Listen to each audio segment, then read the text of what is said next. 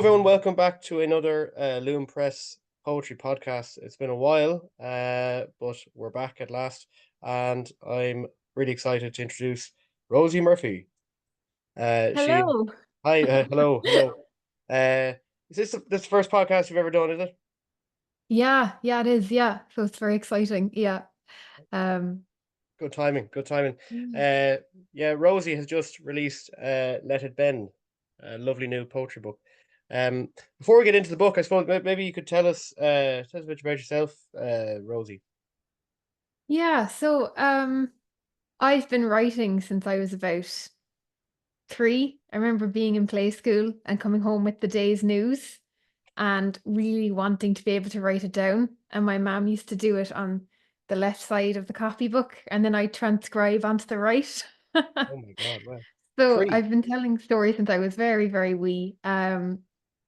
And never thought I would be a writer. I always thought I'd be on the other side of things. I did a publishing degree, never did anything with it. And Well, I don't yeah, know. it Did you? was Did you?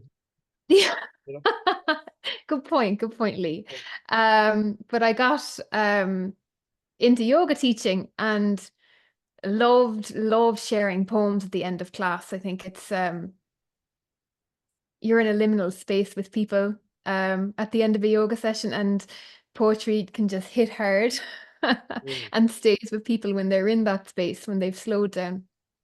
Well, I suppose yeah, Uh, poetry could be like yoga for the soul. You know. Like, it absolutely is, yeah. And there'll be a lot of soul talk, I'd say, in the oh, next 40 minutes. absolutely. Yeah. I hope so. Yeah, that's one of the things that struck me when I was reading this. It really hit home because I uh I really am fascinated with all things kind of spiritual, and this definitely is one of those books. I'm just realizing I was about to ask you why did you call it Let It Bend, but now the more I think about it, it's probably to do with with yoga, the idea of bending, and is it, or am I wrong? Yeah, there's so many well, the main reason was thinking of the willow tree and how it kind of survives storms and everything life has to throw at it just by moving with it. So the name for the book came way after all the poems were written. Um, but I think it really kind of wrapped up the message that it's okay for life to shape you. Because I think there's often a message that we have to kind of bulldoze our way through challenges. Um, but I am shaped by the things that have happened to me and the experiences I've had. And I don't think that's something that I lament. I think it's something I celebrate. Mm. Um, yeah, so that's the main one. But then yeah, I suppose maybe the yoga had a bit to do with it, and it's also a play on being gay. Oh yeah, So yeah, yeah, so there was just a lot of different nuances that kind of got me there, and I was so happy when I came up with the title because it took an awful lot of scratching my head, which is not how I write poems. So it was very different, very difficult actually coming up with the title. yeah. No, I like that. Yeah, multi-layered kind of meaning behind the title. Um, Yeah, and obviously this is the willow tree here on the cover. Uh, exactly. Yeah, that's her. She's magnificent. yeah, I love kind of quirky sort of quaint kind of drawings like that, illustration. Yeah, no, lovely cover, great job. Well, a shout out to Justin. Justin in Melbourne. Yeah, he's a wonderful, wonderful man. And I also had Christy Stein, another poet, did the illustrations for me. She's a friend of mine from South Africa. Um, an excellent poet in her own right, but she helped me out with the illustrations. And again, um, Yeah, yeah. they It brought it to life. it Yeah. I was actually, it was only at the when I looked at the back cover after reading it that I was like, oh, because I thought you did these illustrations, and I was going to say fair play to you. Uh, it reminded me of Rupi Kaur. I don't know if I'm saying that name right. Rupi K Yeah, absolutely. Yeah. has all those Um, illustrations throughout her book. Yeah. and I think to be honest, she kind of brought that that was something that she brought into poetry, and I think it's almost commonplace now in contemporary poetry, but it does do um it's like having a little secret or a little treasure trail when there's a few of them dotted throughout. You're like, oh, I wonder where the next one's going to be. Yeah, yeah, yeah. I think my favorite one is this one here, the flying sheep. Oh my goodness. I had such a laugh at that. Christy actually, so if you're just kind of listening without the visual, there's a sheep and it's got like Satan wings and it's breathing fire. Um, and the poem is about a sheep that uh breaks social norms and becomes a wild free sheep. And Christy drew a lovely happy sheep. And I said, no, no, no, this has to be an enraged, savage sheep. So she did a really, really good job with the memo. Yeah, no, great job actually. Black Sheep. Yeah, maybe you know what? Maybe we could have a reading of the poem. Yeah, Yeah, it's page 20. If because I know it. let's I do know, it. yeah, And I've not read this one out before, so this will be fun. Okay. So this one's called Black Sheep. No more thumbing, no more sharing, far less caring, much more roving, far less coming home. Much more going, far less growing, more showing, less deep, deep knowing, and through all the hollow niceties, empty recipes for success, running as one big flock towards progress. Can I suss out a gap in the ditch, twitch my strong muscles? I'm already the black one. My coat could never be dyed. I have tried to be what I am not, and thanks be to Christ, I failed at every turn. I don't want a shepherd to save me and fence me back in. I wrench through the just too small gap, barb snatching at my flesh. Scared, scared, unensnared. I am free. yeah. I really like that. Thanks, Bat to Christ. um, Very good. yeah, it's an angry poem actually, of just how lost we've all gotten, I think at times, or at least I feel that it's so hard to even discern that you are in a flock, that Mm. you are lost in the chaos of it all. It's kind of like being in the eye of a hurricane. Um, and even when you make the decision to break free, you'll find another layer, another way in which, you're kind of tangled up in the rushing or the hurry or the stress or the busyness. Um, and it's just to start it all over again. Um, so that's a poem as a reminder to me that like it's not easy. It's not easy to choose to be at peace with yourself in this world. It actually takes a lot of fucking work. Yeah, yeah. Yeah. Yeah, they always say that like people have to say the black sheep is like a bad thing, but in this case, it's like the black sheep doesn't give a shit. Black sheep is, you Yeah. know, bringing it He's home. like, yeah, he doesn't need a shepherd, doesn't need minding. You need a He's well shepherd. able to mind himself. Yeah. Yeah, it's the line in it. I don't know if you're familiar with John Butler by any chance, are you? Lightly, yeah. Yeah. I'm not totally experienced in his work. Yeah, no, but he just has it. Like I came across him when he does these kind of, I mean, his videos you might call them unintentional ASMR. They're kind of he's a really Mm. he talks like Father Christmas and he's really we did a podcast with him as well actually. But Oh, brilliant. he often quotes. I don't know who sang the song originally, but I actually have it on my Spotify. It's an old kind of song. I think it's from the 50s, but it's like, "Don't fence me in," Oh, he yeah, I know that one. Yeah, yeah, yeah. so this spoke to my soul, this poem, when I was reading it, especially that line. I don't want a shepherd to save me and fence me back in. Yeah. So don't fence me in. Mm, That's mm. very nice. Um, yeah, no, just lovely. One thing that struck me about this collection was the sort of the form and the presentation of the poems. There's no contents page. Uh, No.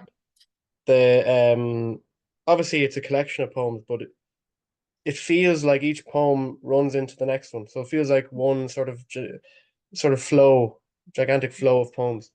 Tell me, can you, and obviously I don't know if people can see here, but like each page, the poems are sort of, they're, most poems it begins at the top and you read down, and but this is kind of sort of randomly patterned and situated across each page. Tell me a bit about the thought process behind the the formation or the yeah. Yeah. So the even though I've been writing poetry for a very long time, the span of this book is from the last 3 years, and it's laid out almost like a memoir, not an autobiography, because it's not like mm, it's not exactly, dotting out the pinpoints of my life in the last 3 years, but there's definitely an element where it's kind of taking you on a little bit of a journey. Mm, And I had all the poems, most of them laid out just as you said, kind of, starting at the top and making its way down. And when I had all the poems in, two things happened. The first being the poems were not happy where they were. So it was just really going through each poem and the one before it and the one after and saying, well, where do you want to be on the page? And they all went on little jumbles. Um, mm, and a lot of the time I found it really fascinating on how you could leave big gaps, leave small gaps to go to the next page, and it would change the heartbeat of the poem. It would make the rhythm totally different. So I really liked playing around with that. The next thing I found when I was laying it out was, and I don't know if you found this, Lee, when you were writing poems that you'd be reading along, or I was reading along, and I would stop and think it's as if a page is ripped out, and I had to fill it in. So the book kept getting bigger, um, and mm, I was okay with that. What I wasn't okay with was an urge that came to take away the poems that were 3 years old, because I felt like I was starting to outgrow that person.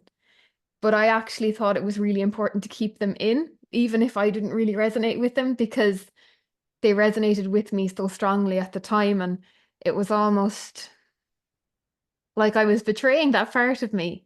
mm. So that was the point at which I was thinking, do you know what, this needs to get out into the world. It almost a feeling that it had been gestating too long, like Yeah. an overdue baby. It needed to get out and away from me because I kept tinkering with it. Yeah, no, that's really cool, and yeah, no, I think it is. Well, if it is a baby, it's a big 10 pounder, or whatever. No, 10. No, how did they do it? Oh yeah, 10 pounds, and then there's ounces of Yeah, this. yeah, Because I mean, most poetry collections you see come out, they're usually pamphlets, but this is a chunky one. So you're getting yeah. your value for money. Um, then we have squeak, squeak, squeak, squeak, squeak, squeak, squeak, squeak, squeak, as well. But what did I want to say there? Yeah, no, I suppose what I found when I was reading it, it's almost like they're in chapters, and it's like each sort of most of the chapters begin with something to do with the heart. So it's Mm. a journey of the heart, and I Hmm. suppose yeah, you can't forsake those old. I suppose we could say versions of yourself. I suppose I want to yeah. Yeah. You have to acknowledge the journey as you Hmm. move through them. So yeah, it is a Yeah. journey of the heart. And part of me almost felt twee going down that line of the heart, because I actually think we're so oversaturated with maybe a more superficial type of heart resonance. I hope I hope that these poems go a little bit deeper than that. Um, Mm, I feel that they do. I feel like this was a real heart excavation. I went and bravely went below the surface over the last 3 years. And um, yeah, these poems, a lot of them are very raw, and um, they also change. I mean, there's poems at the start that are like fuck men, and then at the end it's like coming full circle and beginning to build beautiful friendships with men. So mm, it's layers and it's textured, and it's yeah, it yeah, defies itself in a way. yeah, And that's the heart for you. It's not simple. you're brought on a there's contradictions throughout it, which is good. You're brought on a whirlwind. And yeah, that's the thing as well. I was trying to work out. I got the sense from this maybe because there's like poems that are like you talk about having a girlfriend, and then there's other poems where you're like with men and fuck men and all this, and but then there's yeah. So it is interesting. I was trying to work out the journey, and then I saw another line there. Just you have these at the beginning of the chapters. You have a little sort of I don't know what you Mm. call them, epitaphs maybe. Um, Yeah. delicate for when all is bent and broken. I kind of put it Mm. into the back to the title there. Yeah. Um, Yeah. no, it's a lovely journey to be brought on, and it's so there's so much as well, like and a lot of the anxieties that we have as well today as well. Like there was at least two poems I can remember. I think I wrote them down actually. Soul Pharmacy. That actually Mm. that resonated with me as well. I have those little anxieties. I don't know what page it's on. I should have marked the page. Oh, there it is actually. Yeah. It's grand open. 201. Maybe we could have a read of Soul Pharmacy. Um, Yeah. I think a lot of people can. I think green guilt is I think if you're aware in this world, it's unavoidable. It's something that we kind of have to carry around with us with our level of awareness. Um, this is called Soul Pharmacy. I peruse a pharmacy for the soul where I can pick up a 3 for 2 on teasing out frizzy, frazzled fears. Just like for my curls, I pick the cheapest one, doubting it'll work. Would you like your receipt sent by email? Yeah, please. Farced or shrinking, another nano slice of timber isn't going to help things. Wait, what if these potions are filled with microplastics to sand down the edginess or petrol to raise overwhelm to the ground? The aisles close in and I drop the cheery bottles promising peace, the woman talking, I'm floating away. Time to go home and sob for this lovely planet Earth. Hopefully I'll grow numb to her wails and stop caring. I don't mean that. Hold me. yeah. Mm. Um, yeah. There's the guilt all the time of what can we be doing? I think you addressed that as well in another poem. I forget the exact name of it, but it's something like "Help me help." Um, what is it? I think I wrote it down today. Something about helping with the client. Help me help. Help me learn to help or something like that. Yeah, Yeah, and it's yeah. like you do feel quite helpless. No matter what you do, you always feel like but that always struck me about COVID. I don't. I'd say a lot of these poems were probably written during COVID. Um, Some of them, yeah, some of them are not a whole pile of them. Just towards the end, maybe. Um, but I I, find with the that guilt with the environment is you can be wide open to it at times, and then it's so much that you just I think that's what this poem was kind of dealing with, that you just shut down, you stop caring, and you don't want to keep being one of those soldiers that's, doing everything they possibly can.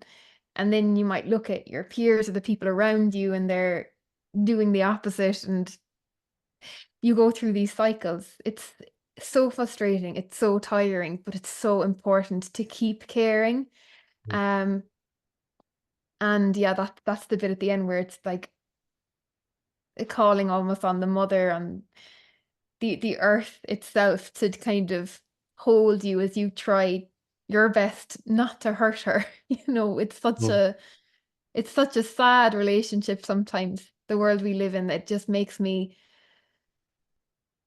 really emotional. It's very heavy yeah, to hold, but I also just feel like it's my duty. I can't not, oh we're yeah. Well, yeah, we're I suppose created by her. I in a way, like I suppose that the world sometimes it fights back as well.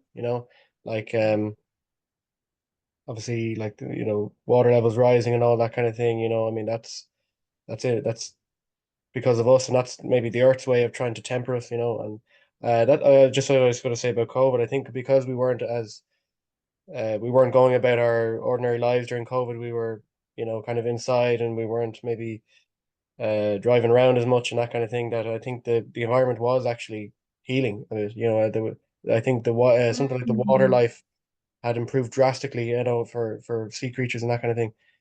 There's been huge benefits, but it's almost they're trying to strike that balance, trying to, I suppose, nurture and maybe like trying to bring down I suppose naturally we're just a greedy race, I suppose, so Mm. we're fighting against that nature all the time, But I wonder, like, are is every life on Earth greedy in a sense? You know, when yeah. you like, for instance, like we have three cats, and one of our cats will finish his food first and go straight onto his sister's plate of food. Do you know, but it's almost like we've just kind of created our own sphere where we just seem to be getting bigger and bigger and nothing is able to stop us, Mm, except for things unfortunately like natural disasters and sea levels rising. yeah, I I don't know if you suppose. know Mick Flannery, the singer. He's from Cork, but he has a line in one of his songs and he says, "We're Mother Nature's chesty cough, and when we're dead, she's gonna shake us off." And it's so morbid, but it's so true. Yeah. So Yeah. yeah, Geez, there's that's so much yeah. to it. Well, I suppose, yeah, it's sometimes I think we're not a worthy race. We're not worthy, of a lot of these things. But I suppose we sort of we aspire, we all look for, I suppose we all just want the best, we all want the best. We're always trying to yeah, our And creature I comforts. do believe that's where art holds its most power. I think if you can see poetry as every single poem as being in some way political, as sharing something that is of value. Mm, At least very much that's what has been coming up for me. I almost feel an obligation, especially as I'm getting older, to indulge my whimsical poems or my my love poems a little bit less. And there's a part of me that actually wants to lean into shaking the world up a bit with my poems, like wake up. mm. Yeah, um, that reminds me there. I'll see if I can find it. There was a poem about it's near the end. I think it's called Inoffensive, is it? Or Offensive? yeah, let me get that. Yeah, Inoffensive, I think. Yeah. Mm, Page 210. yeah, 210. yeah. Inoffensive. Why do I do this? Scribble the words that would never dribble from my mouth. Why do I bother with this pen? Honesty wrapped in nothing. Silence shifting beliefs if I were sage. Ashamed I think I ever have anything worthy to say. Put it all in a scrap heap mound, every line bound unfound. My words walk around the spear of truth. But maybe I want to be braver than that. I ask you now, words of mine, offend me, steer me from this unobjectionable blob. Make me challenge the world. Hmm. Yeah, I think Yeah, that kind of sums it up, doesn't it? it You don't sums it really up. need to Yeah. see anything else. Shake it up a bit like the black sheep, burn it all Yeah, down. yeah, yeah. Yeah. And I do like, I think I do indulge myself in this book because it's probably it is my first book that there's a lot of there, we've kind of picked on the poems that maybe are more worldly, but a lot of them are, and I don't think it's a bad thing. I love them, but I do have an awful lot of love poems and poems where I'm just confused um and I want there to be that balance, especially for this first book, because yeah, I don't want to pretend I'm wise beyond my years. Like I am in my 20s and these are experiences I have. I know I'm glad I didn't actually get a book published when I was in my late teens or my early 20s because it would have been just teenage angst all over the pages. And that's great. I'm just glad for me that it's not out in the world. That we need those poems too. But I want there to be balance as well because like I amn't a wise woman. I amn't Mm. um yeah, an old sage just yet. So I wanted there to be fun and love and getting caught up in the whirlwind of it all as well. Um, so Yeah, yeah. yeah. No, I got that sense. I think like you like have loads of like these like deep love poems, and then out of nowhere you have a poem about just being messy, you know. Uh, that kind of Yeah. feels like, Um, Um, and someone actually said to me, like, wow, because there's a section and it is just all love poems. And she was like, it's a lot. And I was smiled at her and I was like, it was a lot. And I wanted yeah. it to feel that way. I wanted um it to feel consuming and all wrapped up because that was my experience, you know? And I think that's the really fun thing of writing a memoir style poetry book is you can really play around with that kind of stuff. Like not only are the poems themselves important, but where they are placed with other poems, you know? Because if you're reading like 20 love poems in a row, you start to get into that spiral of, oh my goodness, what's happening? Mm. Um, and I enjoy that. Yeah, yeah. Even if it might make other people vomit. Oh well, like, I mean, sometimes like it makes me think of my own relationship. I remember like I'm the first person that my girlfriend has ever kind of gone out with, like, properly in a relationship, and she before being with me, she kind of looked at other people like walking down, holding hands, being like she's from Donegal, and she was like, "Oh my God, what are they doing? They are just like losers, you know." And then when she's kind of we start getting together then and stuff, she was like, she could understand, and at last she was like, she actually liked holding hands and that kind of stuff. Like, so Yeah, it's like, yeah, yeah. yeah. But I suppose, yeah, I suppose you have to be honest, even if it makes other people, yeah, and I did like I enjoyed them. I didn't find myself retching at all, I Oh, I'm so love a good glad. I love a good love poem, but yeah, yeah, absolutely.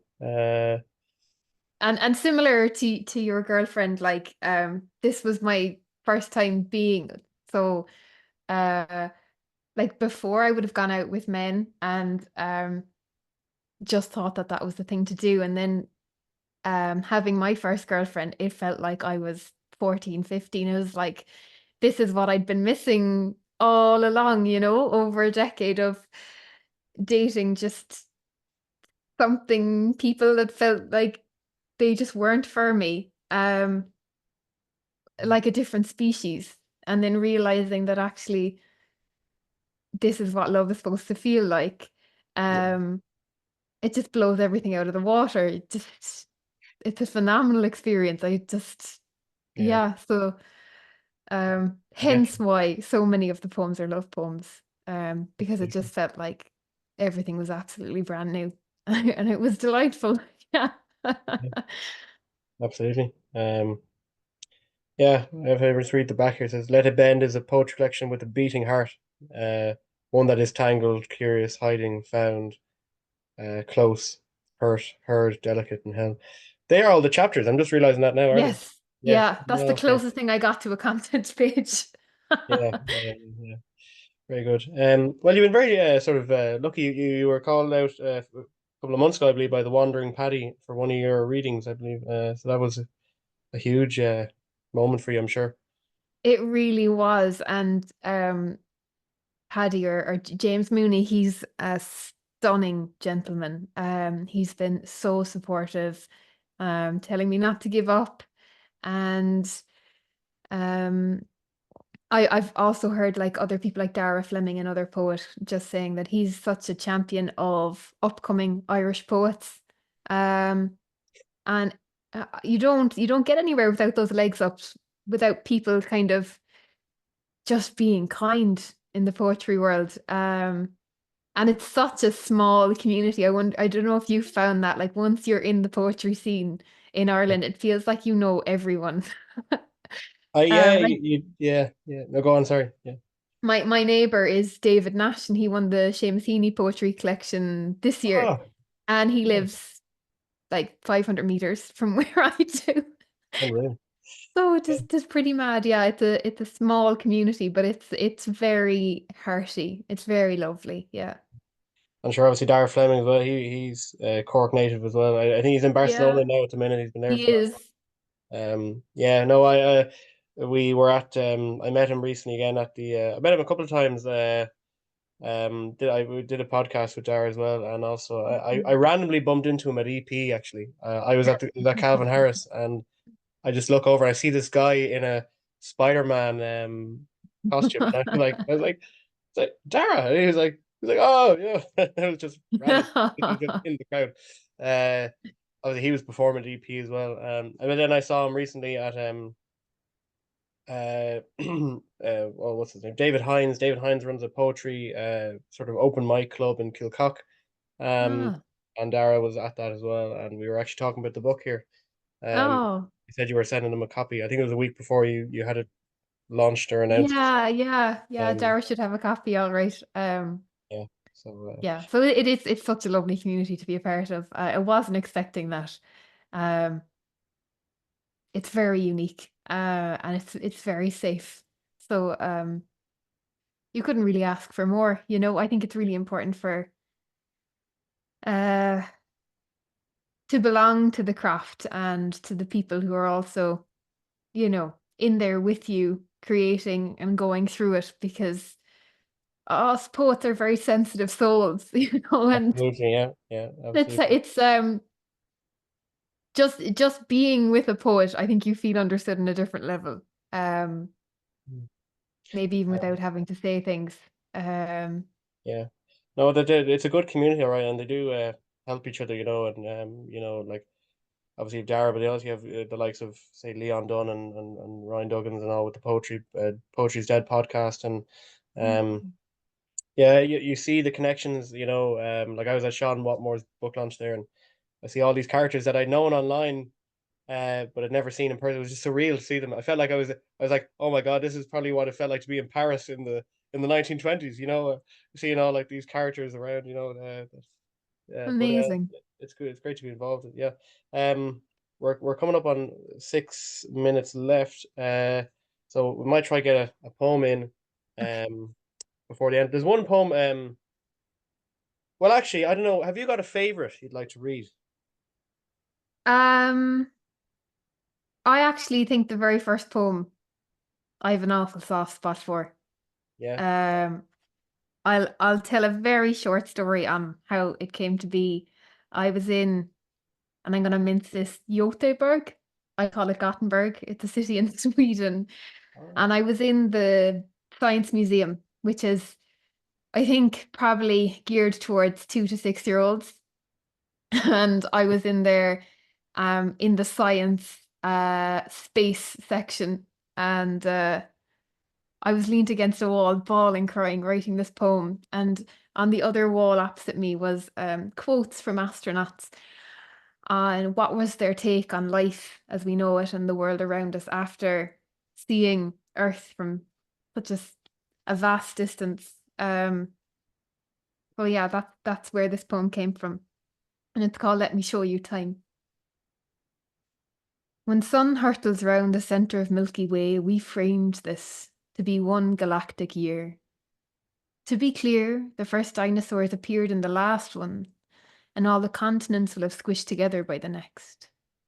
In the eyes of sun, we are tiny bursts of consciousness dotting in and out of a blue planet 1 millionth its size.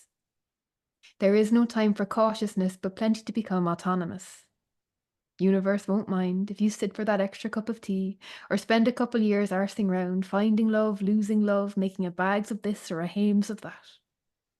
Maybe knowing this, you can shake off the chains of your expectations or that of previous generations, of holding your life as a responsibility you must spend wisely, lay milestones down concisely, or behave and act nicely. But know that we are important in all the small ways, in the hugs we give nightly, in the ways we glow brightly, before dotting out as star each morn by rising sun. amen. Very good. Preach. Uh, Yeah. no, it's a lovely poem. Yeah. When you said the first poem, I thought you meant this Oh, one. my squiggly one. Yeah. Well, I, yeah. Well, the that was circle. Yeah. written at the very end. That I think that was the last poem to go in actually. Oh wow. Um, And I love when people read it. It's written in a spiral for people who Mm. can't see it. So you see people kind of going like this as they're reading the book, which is really Yeah, I fun. had a bloody hard time reading myself. I had to do this, getting an ache in my wrist trying to read. But no, And yeah, yeah. and the whole point of putting it in a spiral was to slow people down for getting into the book. Mm. I was hoping that it would be like a little bit of a pause, like going into like one of those mindfulness gardens where you're kind of walking around in a spiral. Um, I just thought it would be a bit soothing and hopefully not annoying. No, it's a fun poem. It's a fun poem. Yeah, no, it's good. And yeah, well, it's a nice, lovely, it's a brilliant first collection. Oh, Well put together. So you say 3 years from start to finish? yeah, 3 years. Wouldn't regret it. I'm in it again. I'd say I took a pause from writing, but in the last week I'm back creating, and it's very thrilling. Yeah, Yeah. there was that nervousness. Did I lose it? Have I lost my spark? But no, my heart was beating so fast when I got back into creating. So yeah, exciting things to come. Yeah, I find that when people give a lot to one thing, it can take a while to get back into the flow. You need to sort of recharge. Um, Sometimes it's good to have lots of creative balls active at once, that you're catching, that kind of, Yeah, yeah. I hear you. But anyway, I suppose, yeah, the one last question I wanted to ask you before we wrap up was, if you could only pick one between poetry or yoga, what would it be? Poetry. Poetry. Yeah. Yeah, yeah. You Easy give you'd give peasy. up you'd I give up love yoga. yoga. If any yoga students are listening, like I absolutely adore you all. But this is just oh, it's so riveting for my soul. It just feels like it was created to write poems. So yeah. She's my first love. Yoga's my mistress. Lunch for the soul, as you say in the book. Exactly. Yeah, yeah. Um, yeah, I only found out that what the epigraph today means. What is it here? I'm probably going to butcher this pronunciation. Tiamnaha the Mustor, sorry, the Mustor, um, Mm. dedicated to my darling. Mm. Yeah, yeah. Dom had dom a store. Yeah, lovely get to Yeah. get a bit of Kupla Fuckle in there. Are you a Gaeilgeoir? I'm bilingual. We speak half and half at home. But I'm I'm not a Gaeilgeoir like born and bred. More through savage determination. Mm. Maybe you could do a translated version, or maybe your next book would be in Irish. Who knows? Very ambitious, but you never know. Right. Well, we better wrap up because we've only a minute left. But thank you for coming on, Rosie. Thank you so much, Lee. It's been a delight. I'm sad it's over. I know, Thanks yeah. for having me. Maybe we'll do a part two one day. Oh, But I'd love that. I'd love that. anyway, thanks for watching, guys, and be sure to get Rosie's book if you haven't, and be sure to like, follow, subscribe, and share. Thank you. See you, Rosie. Bye.